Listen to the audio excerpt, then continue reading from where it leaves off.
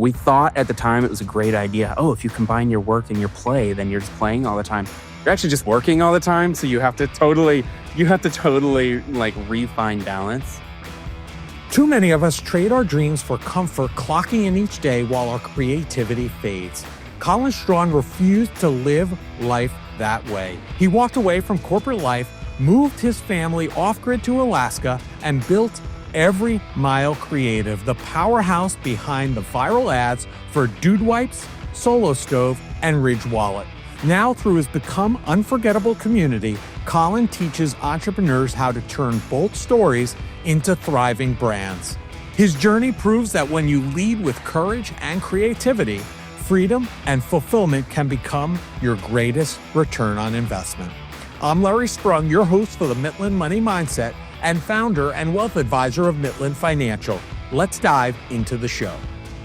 Well, I am super excited to have Collin Strachan from Alaska Production Company and Every Mile Creative. Welcome to the show, Collin. It's good to meet you, man. Thanks for having me.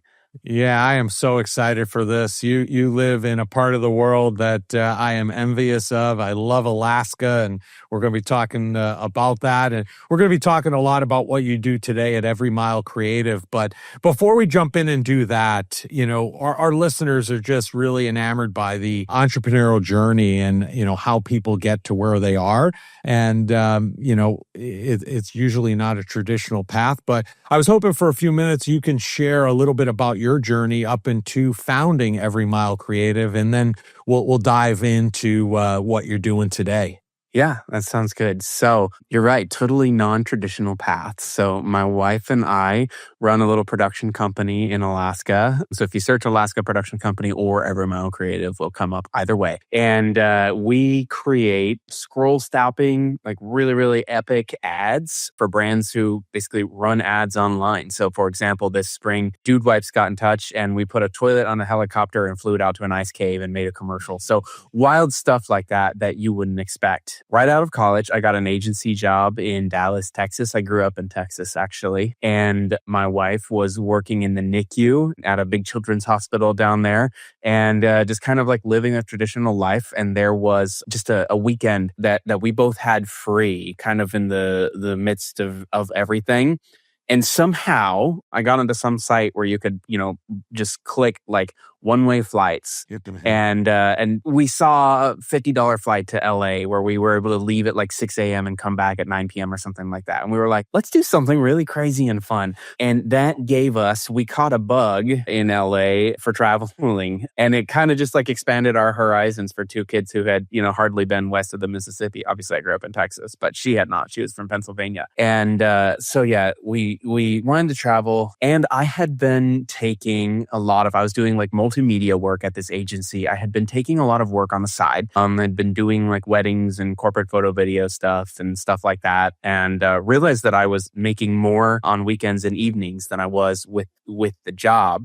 And then she realized that she could do travel nursing. So we said, let's jump and do it. So I jumped and went into just, kind of from my network doing corporate, remote video type of stuff. And she took a travel nursing contract in California. We spent a summer out there and then realized that it was insane to do 3-month leases in apartments as we moved around. So we got an Airstream, took it down to Utah. And then kind of in the midst of all that, we were up in the mountains and exploring and just, pushing ourselves to get into these really beautiful places. And I'd always been doing photo. So we just started going, well, what if we, just kind of like capture our adventure. So it was basically what is very popular now, which was become Instagram photographers. So, we created an account and we go and we email all the brands that you would think of, all the outdoor gear brands, stuff like that. When we were in Utah, we actually put together like a little brochure and just walked into offices and we're like, hey, we got to talk to the marketing team, and they let us. And so, got together some contracts and just put together hey, we're going to travel and go to these cool places and we'll take pictures for you. And people jumped on it. They thought the story was unique. And so that's kind of what started this whole thing. Is we started traveling around this Airstream and capturing photos and creating for brands to use across all their advertising, so social channels and paid and stuff like that. Yeah. So yeah, that was 5 or 6 years of full time in the Airstream, and in the middle of that, we kept wandering further and further north. So we wound up in Park City, Utah, and then we wound up in Wyoming, and then we wound up in Washington, and my wife Kendall was following some elopement photographers on Instagram, actually, who were up in Alaska getting on helicopters and going out to glaciers and putting their pack rafts and paddling with icebergs and stuff. And she was just like, "Can we go to Alaska?" I was like, "Yeah, let's go to Alaska." All of this, adds a little more excitement to it. Was like, 2020 was in the mix of this. And so we had like a bunch of work lined up for 2020 and it all completely disappeared. So while it was amazing, it was also very much just broke all the time and get a $500 little job here and great, we can go for another week or a tank of gas. So I wouldn't recommend it, but we just were really, really in love with what we were doing and believed in what we were creating for some crazy reason. So yeah, kept traveling, wound up in Alaska, and we were just going to stay. Basically, we sold a bunch of contracts. A bunch of brands got excited about coming up to Alaska. So we came up and we were just going to stay for the summer, but we stayed through the fall, which was really beautiful. And then we were like, well, basically we stayed too long to go back south through Canada, but you can't tow down those roads. And so he said, okay, we're going to stay for the winter. So we're in our Airstream off grid, cutting our own wood to heat, stuff like that. It was modified. And all of a sudden it's just -20 for just weeks and weeks. So we had this crazy cold snap and it kicked our butts, but it kind of like gave us this resilience and we turned it into a story and a strength. And so, we were building my wife's Instagram account and messaging all these brands that you'd expect, and people jumped on it. And so we kept going with the content game, which is what we do. Yeah. So yeah, that was a couple years. And then more recently, in the last couple years, I started to see kind of the writing on the wall, more and more and more people. Now it doesn't sound unique that you're an Instagram travel photographer. And so our contacts at the brands, started telling us, "Oh, we still read your emails, but we get 200 pitches a day," or whatever it was. And so I thought, how do we take this ability to create, attention capturing images that we know how to sell products with, to do the content, our, unique kind of differentiating factor in that we focus only on Alaska and these really crazy environments, and how do we kind of transition that into different markets? So that's what we're doing today, and that's ultimately, we can go further into this, why we're working with, SaaS brands or dude wipes or stuff like that. So it's really cool, and that brought me to LinkedIn, which is where we connected. So, but that's kind of the journey we took. Started wandering in an Airstream and wound up here and stayed. Amazing. What an entrepreneurial journey. One of the things that I find that people struggle with is, right, they have that corporate job, which a lot of times they feel is safe, right? Yeah. And they maybe start dabbling in other things, like you started out, and, maybe have even more passion for the things that they're doing away from the corporate job. At the end of the day, what was like the inflection point for you that said, "Hey, I'm out of this corporate job and this is really where my passion is and I'm moving on"? Yeah, I think everybody is going to have a really different inflection point. I know some people that plan and they put things together and they get a 90-day runway and stuff like that.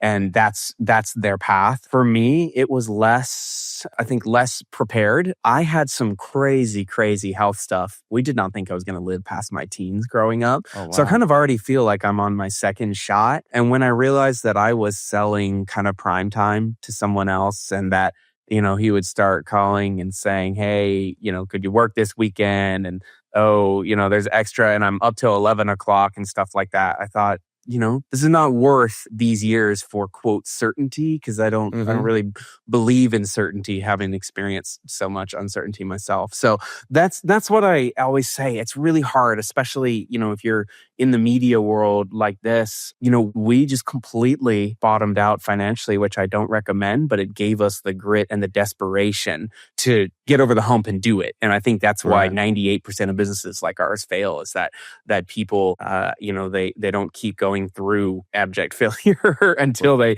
find the success, because they shouldn't, because they can't, because they have kids or family or mortgage or whatever. And our situation was such that we could literally sit in the woods off grid and ride it out. So yeah, I think for me, it was really looking at the hours increased without commensurate pay. And I realized that if I spend more time or leverage my time better, that I can, create more freedom and opportunity for myself. And then now that I'm a parent, I absolutely don't regret with that. I wanted to buy my time back and be home. And same for my wife, who was working 12-hour shifts at the hospital. I just thought we can do more with our time.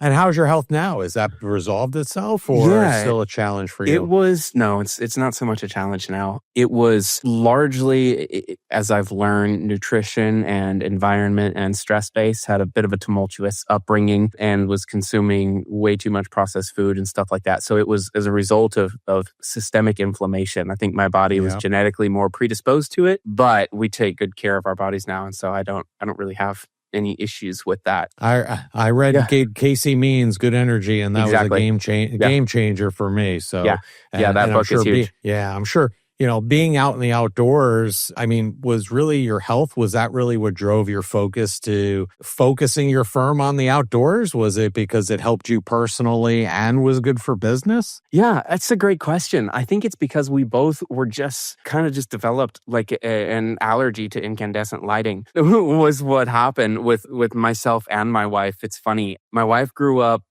believing that you need to lay out a blanket on the grass and that mud was evil. I mean, she was just like as clean and anti-dirt as possible. She had to do athletics in high school, so she chose golf because she expected that they would be able to use the golf carts, and was devastated when she realized you had to walk the carts. She fell into the wrong crowd in college, though, and started doing ultra marathons in the Appalachians. Oh, wow. And so kind of our whole relationship, we met through a running group, friends running together. And so our whole kind of shtick together has always been in the mountains and on the go. And so we just started kind of playing bigger and better with those environments and capturing in those environments. We thought at the time it was a great idea. Oh, if you combine your work and your play, then you're just playing all the time. You're actually just working all the time. So you have to totally like refine balance. But it was kind of just giving us any excuse that we can to be in the mountains rather than in an office. Yeah. I mean, you traveled around quite a bit, as you said, stopping, making all these stops along the way, traveling north, and then kind of finally setting up, quote unquote home initially in Alaska. But, ultimately you decided to relocate there, and you've been there for a while now. How did it come to be that you decided, hey, this is our final stop? Alaska, for us, it's interesting. There's a climate part of it. We don't like temperatures above 75 degrees, so we don't have to deal with that. We don't mind temperatures below zero, so there's a good balance there. For us, having traveled all over the Southwest, having spent a lot of time in California, a lot of time in Washington and stuff like that, when we came to Alaska, we've yet to meet someone who wouldn't just give a stranger the shirt off their back. So the people in the community, we really, really quickly found ourselves making friends because people would just come up to us and make friends with us in ways that didn't happen in those other places. And so the roots settled in quickly. And then as far as the work goes, the response to that and people's buy-in on what we were creating was so much higher that we saw opportunity there. And then, once you get the high of some of the ice climbing and paddling with icebergs, and you're driving along and there's like a pod of belugas just, right next to the truck in the water, and some of the crazy stuff that you see, we go elsewhere. And there's a couple other places that we really like, but our hearts just kind of like, they set up shop here, and that was that. Yeah, I guess you're never going to a zoo again, because after I went to South Africa, went on safari, I was like, why would I ever go to a zoo again? It's similar to your everyday living out there, with the animals and the imagery. And, when people think about Alaska and they think about the imagery that you've shared with us thus far and the animals, all these things as the backdrop, If I'm sitting in the audience or I'm listening, I'm thinking, oh, they must be working with Patagonia or REI, the traditional. But as you mentioned, your clients are brands like Dude Wipes and Celsius, right? Why, Yeah. why is that instead of those other more traditional Alaskan imagery type companies, if you will? Yeah, so there's a few reasons. We worked with most of the big names in the outdoor space for a number of years. And the couple of things, just economically, with social media and the advent of that and the number of people that travel, their access to high quality user generated content that works really well for their brands is just almost unlimited. And they ultimately, over the last 5 or 10 years, people have really, really kind of locked in on what their formula for their channels is. And then they consolidated internal teams that could create content at scale more economically than hiring us per contract. So it just became more commoditized and there was less just, economic opportunity with those types of brands, as well as less buy-in and wow factor and everything. Cause they're like, yeah, we climb the mountains. We've got our, pro athletes, on top of Everest or whatever it is. So it's a little more expected. And so we realized, okay, like the biggest thing that drove our business to the point that it did and continues to is that wow factor, that, emotional response that our customer who's in an office somewhere, usually looking for something that stands out has, and they go, whoa, this story is crazy. The visuals are crazy. So we just realized, okay, that's going to be, in different places. So the move that I made actually was to stop emailing outdoor brands and doing cold outreach and go and build a presence on LinkedIn and build inbound in reach and just surround myself with people who were buying marketing from all over the place. And what I found really quickly is that when I started sharing concepts and talking about what we're doing and stuff like that, people in the finance world, people in the tech world, people in the food and bev space, whatever, started going, what could you do for us? This is crazy. We love following the story. And we just started, kind of coming up with fun ideas and going, how would you market, TurboTax? Okay, you'd make a funny video about a guy who ran off to live off grid in Alaska to avoid an audit or whatever. And TurboTax shows up and says, hey, you don't have to do this. We can help you through it. Whatever. Square, a mountain climber finds a coffee shop on top of a mountain. You can process payments anywhere. So we started coming up with ideas like this and putting stuff out there and connecting with those brands. And they came in naturally because they went, well, dang, this is going to be such a pattern disrupt in our industry that people are going to have to stop and look and ask questions. So that's how that shift happened. Hey, listen, it makes so much sense. You went to the blue ocean where, people would benefit and understand the power of what you do. So that was great. Whereas those other companies, they're just like you said, user generated content from people posting stuff is probably more than they need. Let's pause for a moment. What actually brings you joy? It's something most people never think about, yet it shapes how your life unfolds. You're busy. You make responsible choices. You even plan ahead. But have you slowed down long enough to ask if what you're building supports a life you enjoy living? That's the reason I built my YouTube channel, to help you bring more joy to your money journey. Sure, we'll talk about all the essentials, but my real goal is to help you connect your finances with what brings you joy, because money is the tool that funds the moments that matter. If you want to explore that connection more deeply, visit my YouTube channel at Larry Sprung. One of the things you said earlier also was about the economics around some of those companies. And, I want to talk a little bit about your we don't negotiate price policy. And I like that. And I think that there's a lot to be learned there. What do you think other entrepreneurs can learn from the power of being upfront with your potential client customer and saying, we don't negotiate price? What are the benefits there? So the core lesson for us here, especially if you're in a creative type of space or any type of, service-based business where the service is really customized to your client, that can be really, really difficult to have people clearly understand and articulate what the return for what you do is. And in my experience, especially building a completely inbound sales system, and I coach people how to build brands on LinkedIn as well now.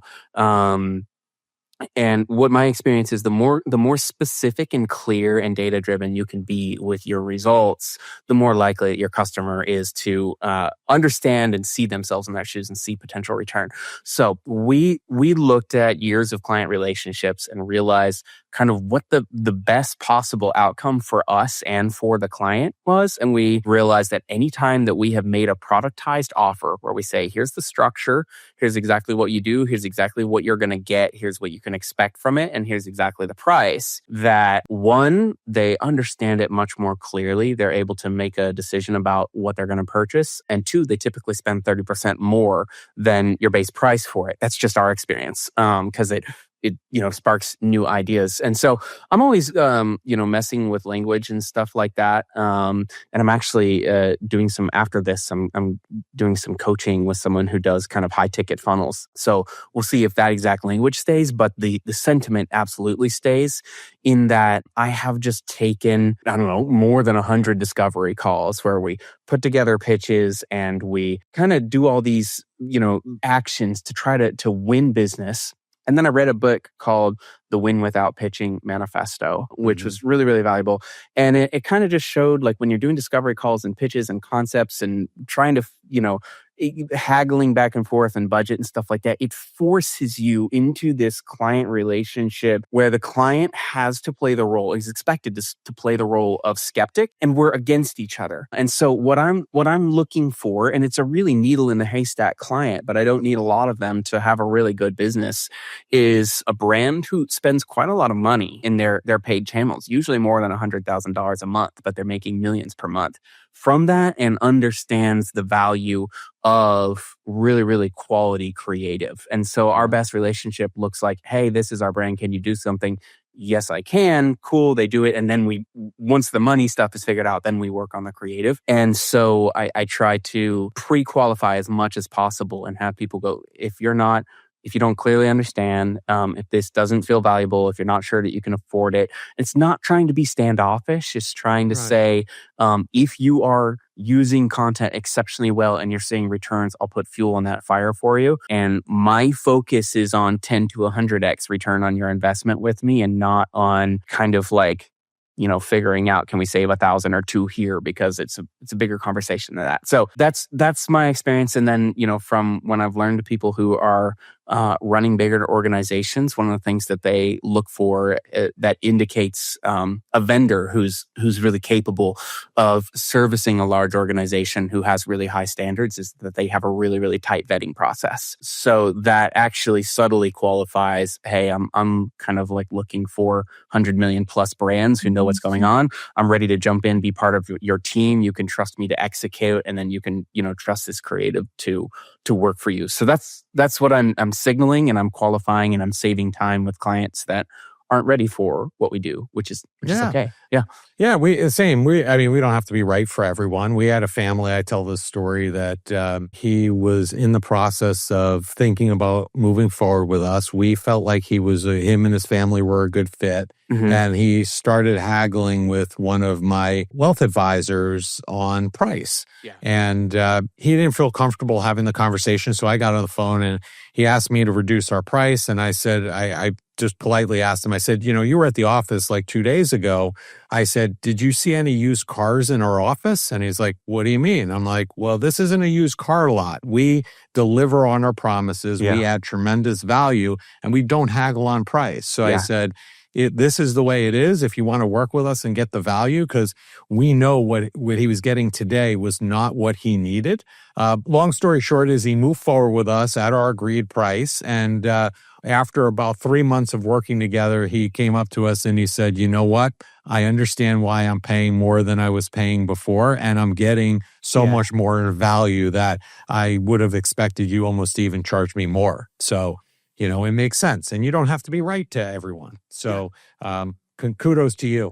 So I want to pivot for a second about, working with your wife, because this is something that I've asked a few prior guests this question, because I work with my wife. She's our chief marketing officer. And, I'm always fascinated by other, entrepreneurs who are working with their spouse. For you, what has it been like to found a company with your wife, and what advice do you have for other couples that might be either considering this or are already, well into working together in their company venture? Yeah, my advice is don't get yourself wound up in a situation like this where you have to talk publicly on the record. No.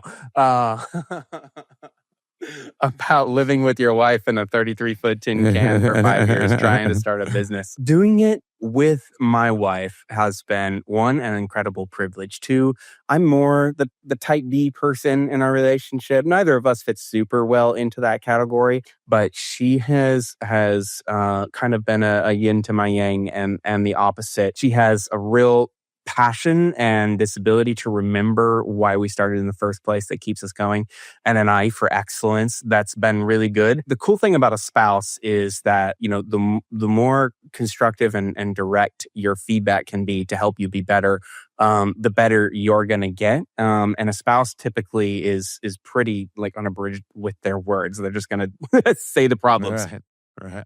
So that's been really good because it's created a like kind of a positive feedback loop for us where I think if you have, and I haven't had this experience in my own life because I started with my wife. But I wonder if it's possible to end up in a, founder relationship where you're trying to maintain a friendship or whatever it is. And, everything just kind of has to work, and so it makes you deal with the hard stuff. So that was for us. And then being in our airstream and living in this confined space where you can't go stomp off to the den or whatever it is, like Especially in winter. yeah, we are there together, battling the elements. You have to figure it out. It was a stressor for us, but are also really, really made us just figure out how to resolve problems well, how to hear each other, all of that.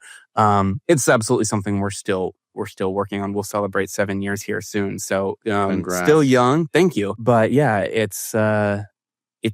I think it's an awesome privilege. And when I see couples do it extraordinarily well, I think it's one of the most motivating things. So we're always inspired by the Chip and Joanna Gaines, of the world who just balance each other well. Yeah, I know one, and this might be one of those things that helps you do this, right, and keep things so solid. But I know that you build your days around being able to have breakfast with your family, Yes. right? So yeah. I imagine that helps. Why was that such a non-negotiable for you? There's just no point, especially being in a creative business. There is no point for the amount of kind of suffering and heartbreak that we've gone through to get here, and that we still have to go through at times to not come away with a lifestyle that you want. So I'm not building a business to exit it. A lot of people ask me, are you going to scale this? Whatever. And it's a business that's worth its revenue to us. There's key man risk, all that type of stuff. And that's okay. We both have good life insurance policies. So if something happens, then they're taken care of. But the entire point was to live a meaningful life together, to find inspiration, to bring it to people. But most importantly, to create a family. So yeah, I get up at 4:30. I have a quiet time. I do deep work in the morning, and then I have breakfast with my family, and then we go out and we move and all of that, and then I do deep work while kids sleep in the afternoon. And so we move our schedule around that, and I've just learned to be really, really strict because when I'm optimizing for business success, then that's all I'm focused on. And you end up burning out because you can just endlessly do that. Different strokes for different folks. But for me, I'm optimizing for a life well lived. And so that's the whole reason that we're here. And it's the entire reason why we chose entrepreneurship. Yeah, sounds joyful to me, So, and we'll talk a little bit more about that in a minute. But I just want to pivot for a second because, you talked about LinkedIn. Right. Mm-hmm. You're building your audience on there. And I believe Kendall is using Instagram. Clearly these, content has really helped your brands, grow.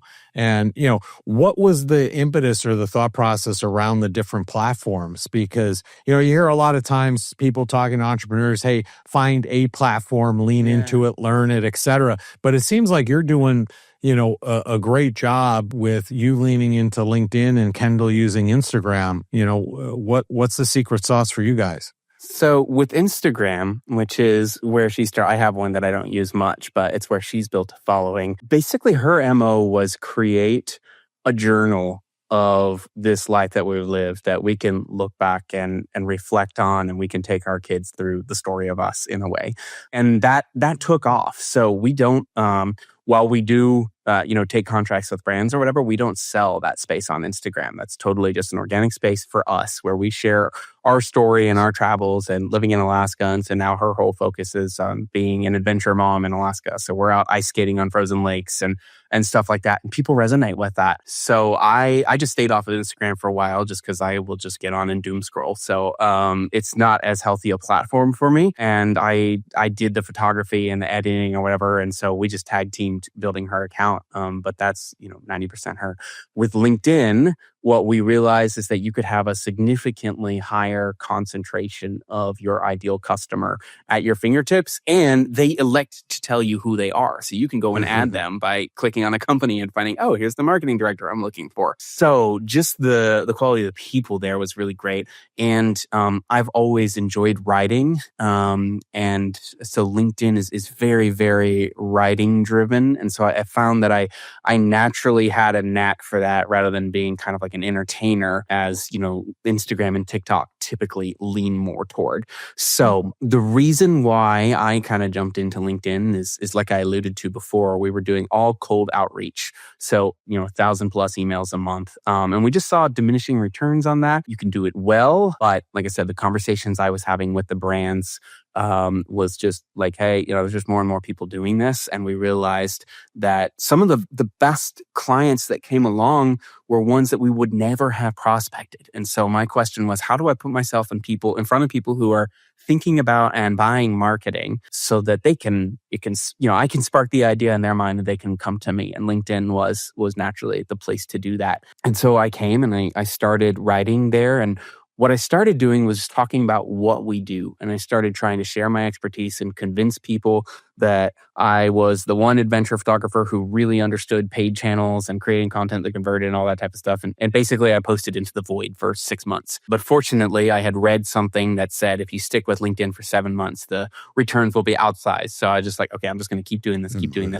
Right about 6 months in, I wrote a post that inspired people instead of educated people, and it popped off. And then a friend came along and kind of pointed that out to me and wrote another one. And my mindset just completely changed. And I realized, you know what? You can lead with story. People love reading about people building a business and jumping to entrepreneurship and resilience and grit and tenacity and sticking with it, and the comeback kid stories from being broke and all this type of stuff. And so that's kind of what I switched my brand to, top of funnel. Was this story of building a really, really unexpected business on LinkedIn and prioritizing family. Like everybody, that really stands out to people. Like, I'm not going to grind myself to death. I'm going to prioritize breakfast with my kids, things like that. So I started just kind of reflecting on my values and my experience rather than trying to do any education top of funnel. And it popped off. And so a few 100,000 people per week usually read my stuff. And I've grown to, by the time this episode is out, it would be around 20,000 followers. Wow. Amazing. And yeah, it's been fun, and it's allowed me to connect with a lot of people who buy marketing and, drive inbound for our business. Sure. So those two platforms, one of them is kind of a journal, and it's, connected with CPG brands and stuff like that. But it oftentimes just adds proof as people go and research with us. And then LinkedIn is really designed to be an inbound machine for the two businesses that we have. Yeah.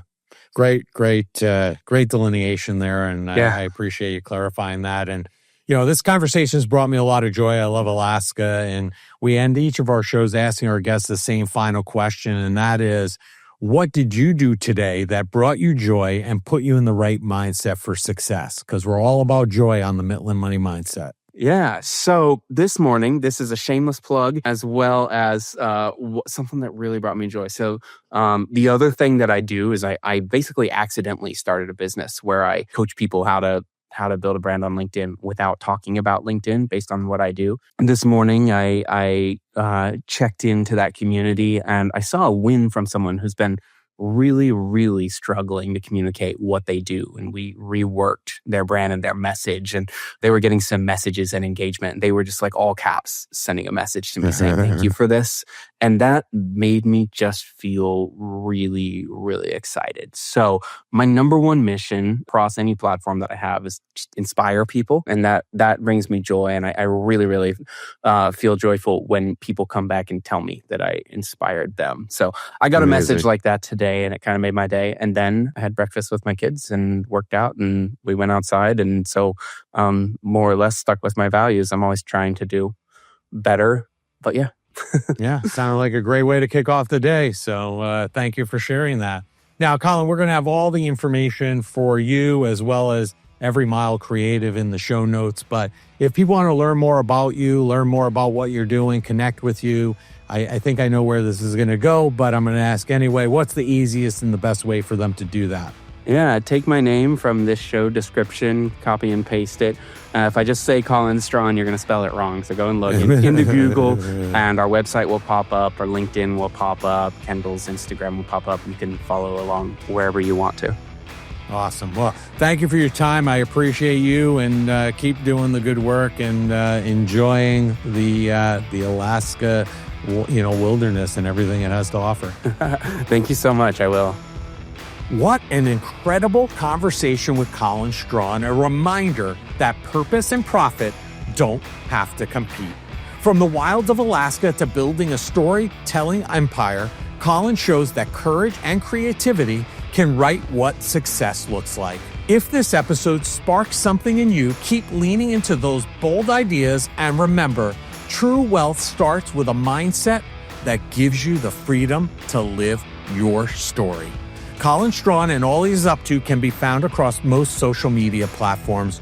All the contact information needed to find them can be found in the show notes.